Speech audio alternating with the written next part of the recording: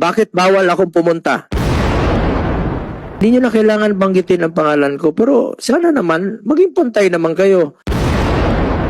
Empleyado nyo po sa DSWD sa Alaminos, wala kayong inutusan doon? Hindi kayo nag-conduct ng briefing na bawal banggitin yung pangalan ko?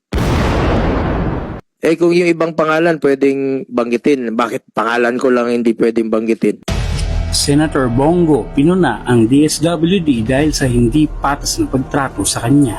Ayon sa senador, hindi nabanggit at ayaw pabanggit ng mga staff ng DSWD ang kanyang pangalan sa Alaminos nung nakaraan at ayaw din siyang papuntahin upang mapasaya ang mga kababayan natin sa nasabing lugar kahit na sa kanyang bulsa mismo manggagaling ang ayudang ipamimigay niya tulad ng groceries, vitamins, Jollibee, lugaw at face mask at iba pa.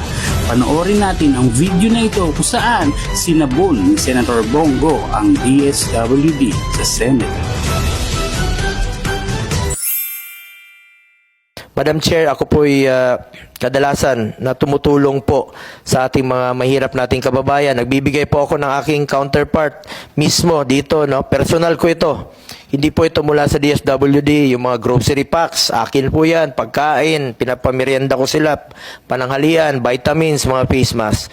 At gusto ko talagang tulungan sila yung mga naging biktima ng sunog, lindol, putok ng bulkan, buhawi, at iba pang disaster. At Madam Chair, napag-alaman ko lang po na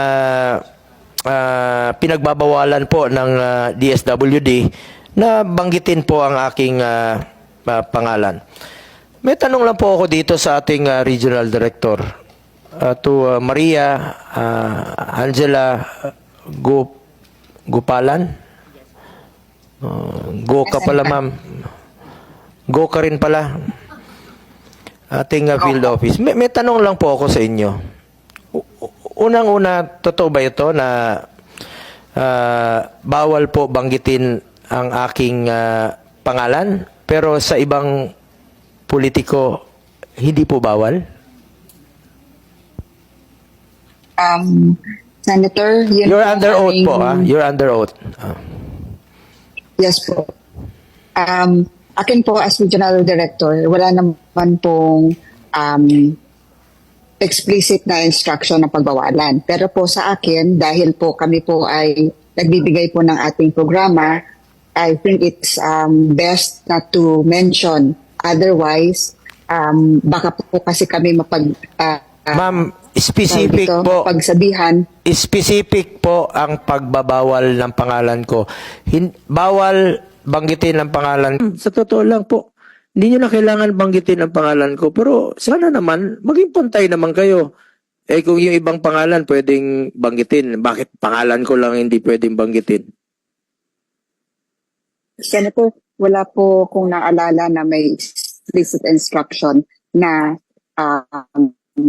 parang yung sa inyo lang pong pangalan. Sigurado po kayo? How about sa Alaminos? Wala kayong inutusan sa Alaminos? Empleyado nyo po sa DSWD sa Alaminos, wala kayong inutusan doon? Hindi kayo nag-conduct ng briefing na bawal banggitin yung pangalan ko? Ma'am, hindi nyo kailangan banggitin yung pangalan ko. Hindi ko po kailangan. Hindi ko po kailangan yan. Sabihin nyo lang po sa kanila, tulong po ito mula sa gobyerno, tulong po ito sa mga mahirap. Huwag lang po tayong maging selective, ma'am. Huwag nyo pong haluan ng politika. Sa totoo lang po, ito pang pangalawa. Bakit bawal akong pumunta? Bakit yung ibang politiko hindi bawal pumunta? Ay, tanong ko lang, bakit bawal ako pumunta? Bakit si Senator Amy, our chairperson, pwedeng pumunta? Okay, sagot. You're under oath.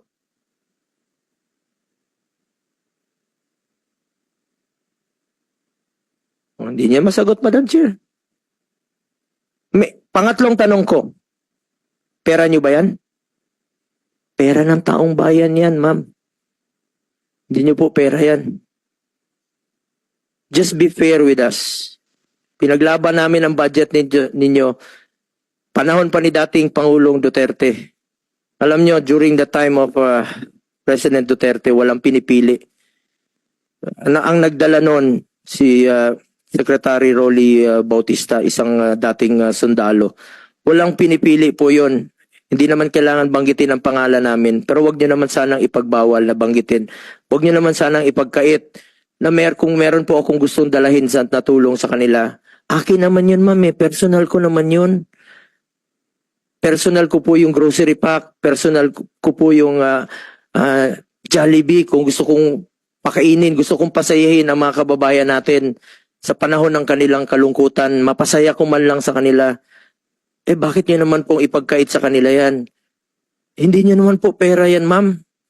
Besides, sarili ko po ito, ma'am. Kung pupunta man po ako doon, akin po yun. Huwag nyo naman sanang ipagbawal.